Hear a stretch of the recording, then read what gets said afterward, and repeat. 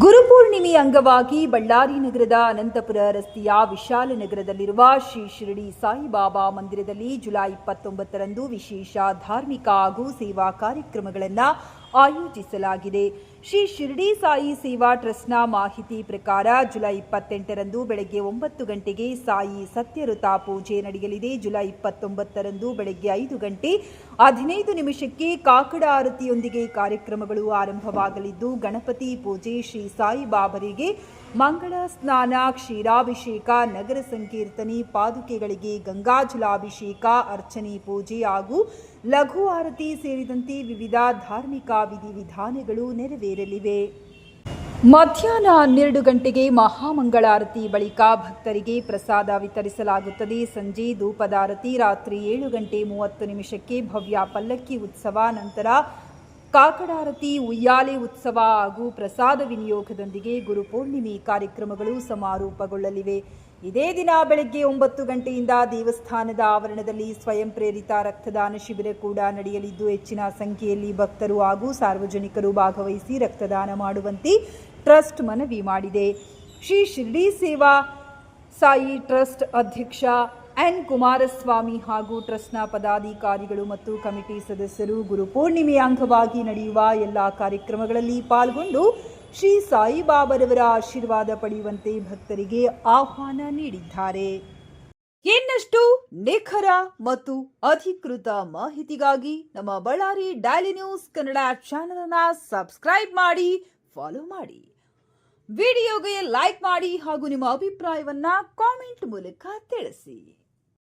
17 ವರ್ಷದ ಗುರುಪೂರ್ಣಿಮೆ ಪ್ರಯುಕ್ತ ಇಲ್ಲಿ ಕಾಕಡ ಆರತಿ, ಗಣಪತಿ ಪೂಜಾ, ಸಾಯಿಬಾಬಾ ನಗರ ಸಂಕೀರ್ತನ, ಸಾಯಿಬಾಬಾ ಪಾದುಗಳಿಗೆ ಗಂಗಾ ಜಲಾಭಿಷೇಕ, ಶ್ರೀ ಸಾಯಿಬಾಬಾ ಅರ್ಚನಾ ಪೂಜಾ, ಲಘು ಆರತಿ ನಂತರ ಪ್ರಸಾದ ವಿತರಣಾ, ಧೂಪಾರತಿ ನಂತರ ಪ್ರಸಾದ ವಿನಿಯೋಗ, ಪಲ್ಲಕ್ಕೋತ್ಸವ ಮುಂತಾದ ಅನೇಕ ಪೂಜಾ ಕಾರ್ಯಕ್ರಮಗಳು 17ನೇ ವರ್ಷದ ಗುರುಪೂರ್ಣಿಮೆಯಲ್ಲಿ ಬಹಳ ವಿಜೃಂಭಣೆಯಿಂದ ನಡೆಯುತ್ತದೆ. ಮುಖ್ಯವಾದ ವಿಷಯ ಇನ್ನೊಂದು ಏನೆಂದರೆ, ಭಕ್ತಾದಿಗಳ ಆದರಣೆಯಿಂದ ರಕ್ತದಾನವನ್ನು ಮಾಡಿರಿ, ಪ್ರಾಣವನ್ನು ಉಳಿಸಿರಿ ಎಂಬ ಒಂದು ವಿಶೇಷ 17/6/2010ರಲ್ಲಿ ಶಿವಲಿಂಗ ಸಿದ್ಧಲಿಂಗ ಸ್ವಾಮಿ ಕುಮಾರಸ್ವಾಮಿ ಆಶೀರ್ವಾದದಿಂದ ಇಲ್ಲಿ ನಡೀತಾ ಇದೆ. ಆ ದಿವಸದಲ್ಲಿದ್ದನು ಈ ದಿವಸದವರೆಗೆ ಸ್ವಯಂ ಪ್ರೇರಿತ ರಕ್ತದಾನ ಶಿಬಿರವನ್ನು ಸಾವಿರಾರು ಜನಕ್ಕೆ ಭಕ್ತಾದಿಗಳು ಸಾಯಿಬಾಬಾ ಆಶೀರ್ವಾದದಿಂದ ಸಾವಿರಾರು ಜನ ರಕ್ತದಾನವನ್ನು ಮಾಡಿ ಪ್ರಾಣವನ್ನು ಉಳಿಸಿದ್ದಕ್ಕಂತ ನಮ್ಮ ಕರ್ನಾಟಕದಲ್ಲಿ ಮಧುಕವ ಸ್ಥಾನ ನಮ್ಮ ಬಳ್ಳಾರಿ ಡಿಸ್ಟಿಕ್ ಬರುತ್ತೆ. ಆದ ಕಾರಣ ನಾನು ಬಹಳ ಗರ್ವ ಪಡ್ತಾ ಇದ್ದೇನೆ.